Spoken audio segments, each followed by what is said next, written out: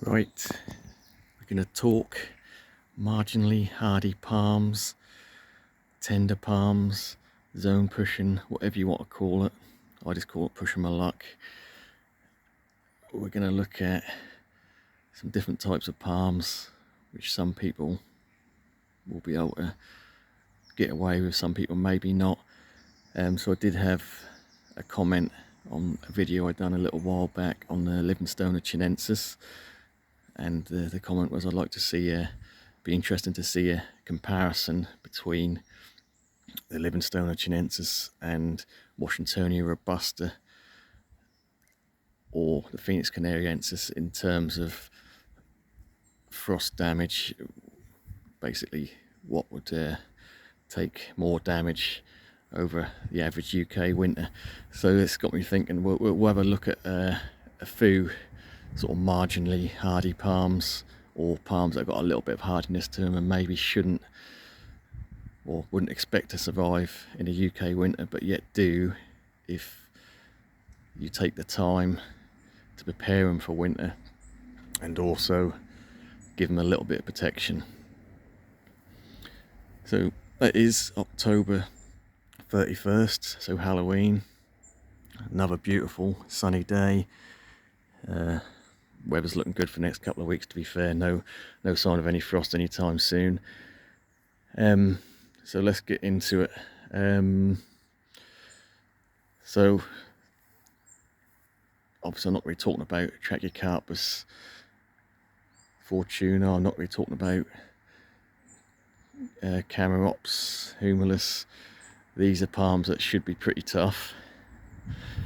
We're talking about palms that are maybe readily available, cheap, and maybe borderline hardy. So really we'll focus at the start with this Washingtonia robusta and the Phoenix canariensis. So these are both palms which we see every year in the garden centres. They're fairly cheap, fairly fast growing, and this is going to be a contradiction because they are fast growing palms, but in a UK climate not so much. But because they're fast grown and they mass produce them in greenhouses, they grow quick in them conditions, so they're not going to be very tough at all because they've been force grown. So I've talked a lot of these subjects. I'm going to be sort of repeating myself quite a lot in to what I've said in previous videos, but the same note, it does need addressing and reminding people that these palms, you buy one at the beginning of the year, stick it in the ground or in a pot, you look at the information available to you, maybe other palm growers, even experts in the field, or just looking on Google searches, books, whatever. All the information you read is, oh, it's going to be hardy to, we'll use a random figure, -5. So just because a palm on paper is hardy to -5 doesn't mean it's going to be hardy to -5 whatsoever when it's small or when it's newly purchased from a greenhouse growing situation. So again, perfect examples are the Washingtonia robusta here and the Phoenix canariensis. So these are palms I've had for a while. The Washingtonia robusta, which is kicking out some really big leaves at the moment. These, again, cheap, easy to get hold of, and every year people say I'm not going to buy them because they just die. Well, they will do if you just expect them to survive at -5, just because that's what a book tells you. You're going to have to take the time to harden them up, and a lot of these palms, they can be hardy if you're given a few years of gentle breaking them into a winter scenario. So with this Washingtonia robusta, I've said it in the past, I got lucky. I didn't know anything about palms at the time I bought this, and maybe 6 years ago from home base. Very small plant. Paid about 10 quid for it, stuck it in the ground, and it survived, believe it or not. It survived. First few winters I didn't do anything with it, and then I sort of, as my experience grew and my knowledge grew, I did start protecting it a little bit. And yeah, we've had some bad winters and it has basically defoliated, but it always comes back. Same with this Phoenix canariensis. You know, I got this a long time ago now, somewhere in the region of 13 to 15 years ago. It's a very small plant. Didn't know nothing about it, stuck it in the ground and it survived. I got lucky, but now I know better. If I bought a palm Phoenix canariensis or washingtonia robusta, I would spend a couple of years, at the very least the first year or first winter, I'd have it potted and bring it into a cool, unheated but frost-free greenhouse for the first year, and then the second year I'd push it a little bit more and let it see a light frost, and then maybe the third year then I'd plant it out with protection. And then a few years down the line, when they start getting some size, obviously the bigger they are, the hardier they're going to be as well, and because they've had that time to acclimatise to the winters, you stand a much better chance. So again, slow and steady, just taking your time to build up a tolerance for the UK winters we get. And that's not to say that, you know, we do get the random bad cold winter and it could wipe out a palm. It could, you know, that could happen any time. But in general, I do get a little bit frustrated when people say, all excited, I've just brought a Phoenix canariensis or washingtonia robusta, and everyone just says, not hardy, don't bother, you're wasting your time. Even if you grow them just as an annual, that's fine, but if you want them to last any amount of time, as I said before, take your time to just acclimatise them, let's put it that way. And this is going to take years. I mean, the best way to do it, really, if you've got the time and patience, is to grow from seed. That way, that plant from the very start has seen the seasons, as it were, in the UK, and that'll be acclimatised straight away. And you're already starting with a slightly hardier plant. That's not to say, when I grow stuff from seed, I grow them hard. And when I say hard, I mean I grow them, I don't pamper them too much. I tend to, you know, over winter, frost-free greenhouse, let them see the cold, and that does tend to make for a hardier plant. So just to address, as the main question was, a sort of comparison. So washingtonia robusta, which I have here, and it's going to be a comparison against the Livingstonia chinensis, which is already in shade. So we're only mid-morning because of the time of year, angle of the sun. It's already in shade, but similar shaped leaf. I do prefer the Livingstonia chinensis leaf. I just think it's a little bit prettier, but very similar looking. I would say hardiness wise, on paper there should be a similar hardiness. The chinensis is a lot slower in terms of summer growing. They will struggle unless we get a really hot summer. They'll just push out one leaf a year, whereas the washingtonia robusta in the same cool summer will push out at least 4, 5, 6. So it's not just about will it survive winter, it's about will it grow well in the summer as well. And these are questions you have to ask yourself. Only you can answer that in your environment, your placement in the world, wherever you are. If you're in the UK, you know, it does vary a lot, even in a small country island like the UK. There's so many different climates, basically. So I will explain, for those who don't know, I'm on the East Coast, East Anglia, and we do tend to be a bit drier than most of the country, and we do get a lot of sun. We're quite a sunny area, and specifically where I am, we're on sandy soil, so these are all things that are going to help me with getting certain palms through winter probably a lot easier than some of you in maybe even further south. If you get a lot more rain, that can cause a problem. So that being said, you've just bought a palm. You want to, like I say, take a few years to acclimatise it, but when you do finally get it in the ground, things to consider. Always a good thing to, if you can have a slightly raised bed to give it better drainage, that's good, or amend the soil to suit the type of palm you're growing. Maybe you've got a Brahea or Marta, or even Washingtonia Robusta will appreciate a good free drain and mix.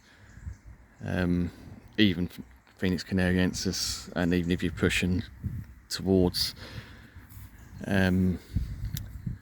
Boutia odorata, these may be marginal where you are, I don't know.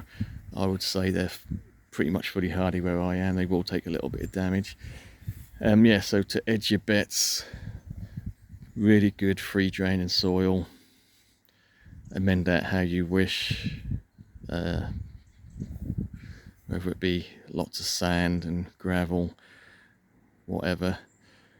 That'll definitely help raising it up. But think about your microclimate. I'm not just talking about winter microclimates, I'm talking about summer microclimates as well, because the sun shifts throughout the year, and what may be your sunniest spot in the summer may be in fully shade in winter. So that's something to consider. I mean, we do always think about microclimates as winter, so I mean, a good idea is to think about your winter positioning and start from there. Yes, does it get full sun in winter? That's going to give you an immediate better chance. But also in the summer, is it a windy spot? Does it still get full sun in summer? These are all questions you need to sort of have a little list what you want to achieve and tick them off. And I've got a Washingtonia Robusta here in the back garden, which is the main one we've been looking at, which does tend to struggle and take a bit of damage over winter. I've got one in the front garden I don't do anything with. This one I do protect. I put a overhead cover on it just to keep the rain and frost off. One in the front garden I do nothing with, and it always looks better at the end of winter than this one, and that's due to the low angle of winter sun.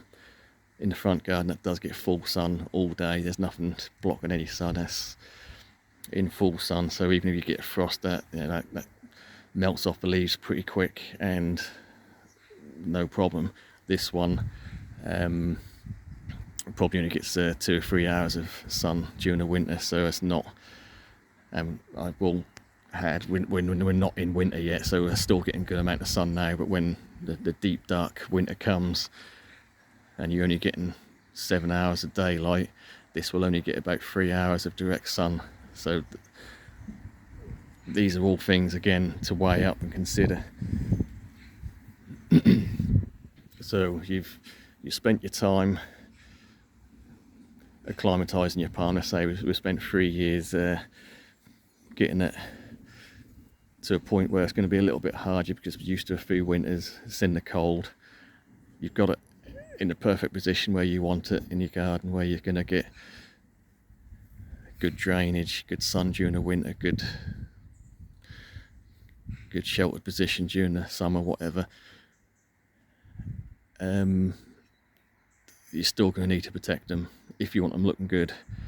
So again, this Washingtonia Robusta, if I didn't do anything to protect it and we had a bad winter, that would defoliate.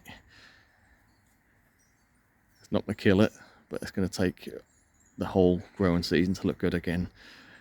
So for me, that's not what I want to achieve. I want to look, beginning of spring I want the garden to start looking good. So I do protect them, and like I said, I'll do different videos or another video on when I put up the shelters, and that's literally just, you could use corrugated clear, perspex, polycarbonate, whatever. I tend to just use a clear rigid material and just literally cover the crown and the leaves with that, just to stop the rain getting in the crown and, like I say, the worst of the frosts.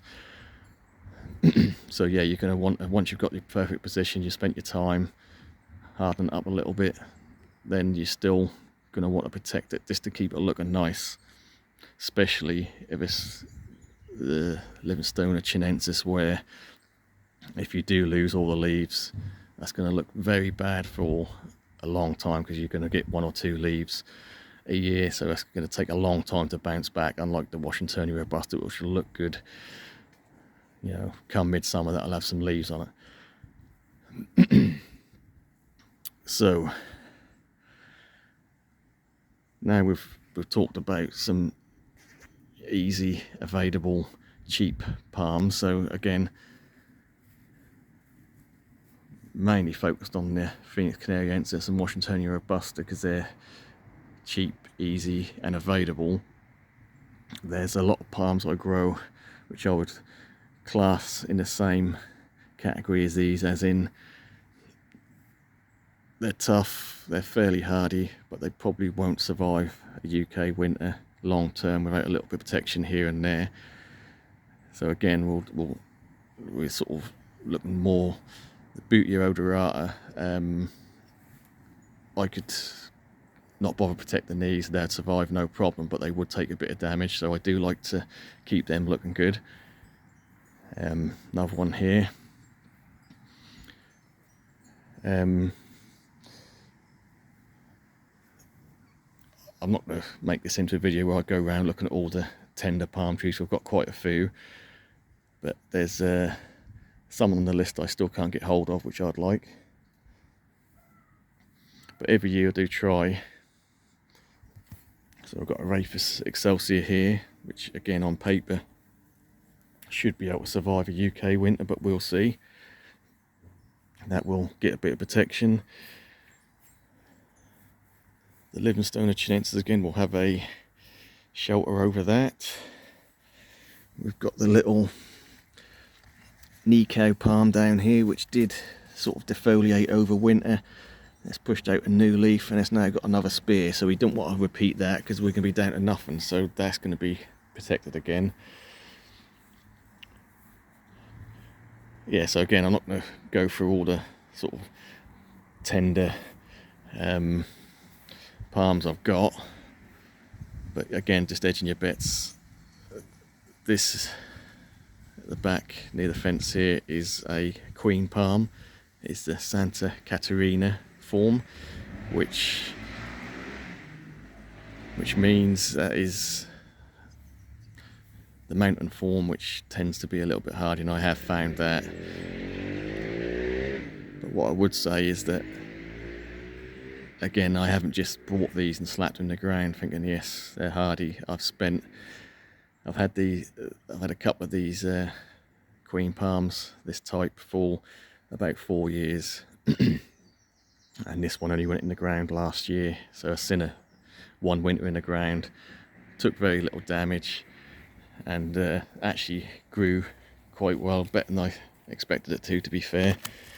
So I'm really pleased with that. So again, it's not about buying something that's half hardy thinking yeah it should survive. I'll get it in the ground and give it a bit of protection the first few winters. Go back to the start of the video, take that couple of years to take the time to build up that tolerance to the cold, keep them potted for a couple of years. First year frost free, you don't know where this palm's come from unless you know the exact provenance of where the growing conditions where you've brought it from.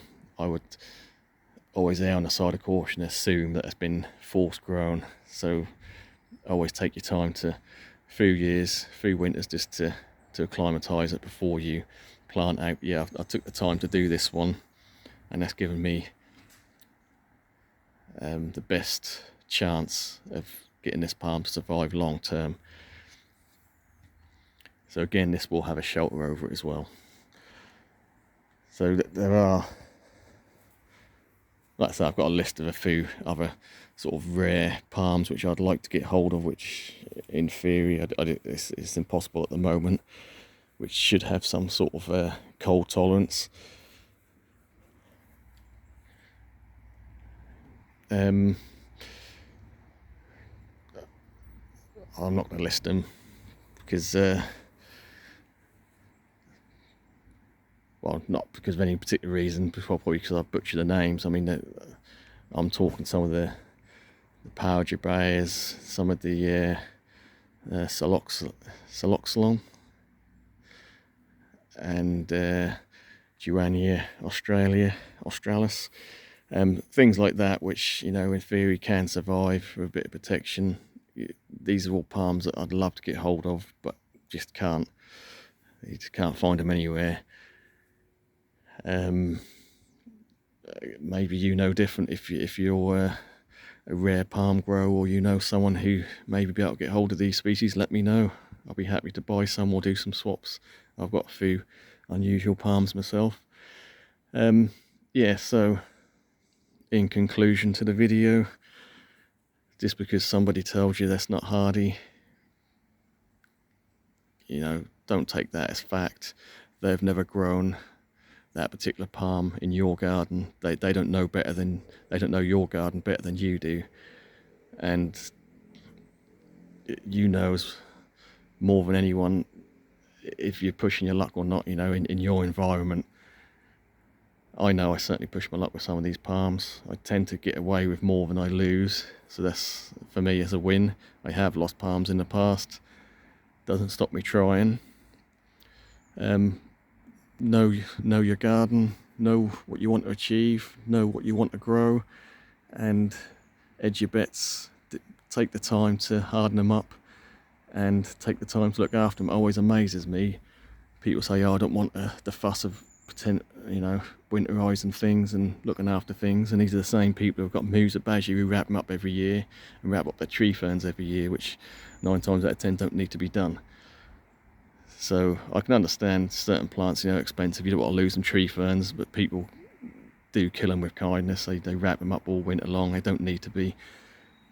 Musabashi, cheapest plant you can buy, fast growing. Yeah, if you want to keep the height, protect them, but again, don't say I can't be bothered to, you know, do any protection. Now buy a palm, Booty odorata,